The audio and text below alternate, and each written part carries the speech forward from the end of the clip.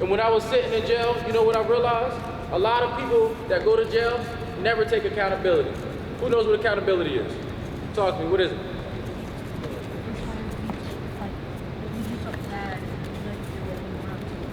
You own up to it. So accountability is owning up to your own mistakes or your own successes. I know somebody that used to take people's cars, and he got in trouble, he got caught for taking people's cars. You know what he said? I'm not in jail because I was taking people's cars. That cop had it out for me. And I'm like, hold on a second, you was doing something wrong. But he didn't have no accountability. And guess what? He ended up back in jail. So with this thing called basketball, if we can't hold ourselves accountable, if our teammates, a good teammate, can't hold us accountable, how can we be successful?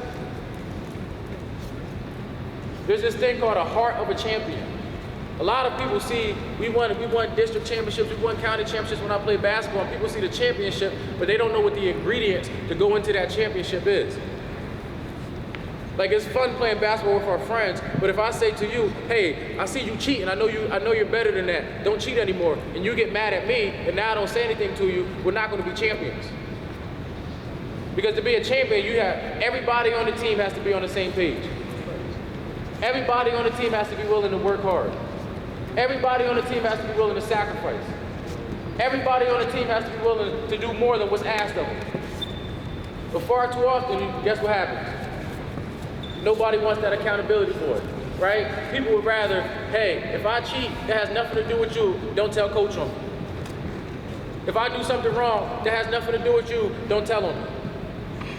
And what's crazy is I see people do the same thing in school. Right? The teacher turns around and starts writing on the board, and all of a sudden you're goofing off with your friend, and his teacher says, who's talking? Don't tell on me. I know adults right now today who cheat on their wives and cheat on their girlfriends, but hey, don't tell on me. And I'm not friends with them.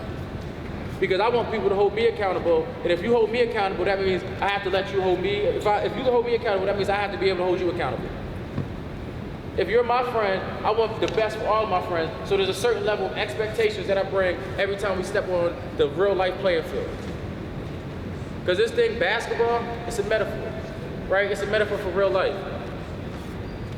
And what I realized is, if you live to be 100 years old and you play basketball, LeBron James, I think the longest somebody played basketball is Vince Carter. He played for 22 years. LeBron James just finished his 20th year of basketball, and he's 38 years old.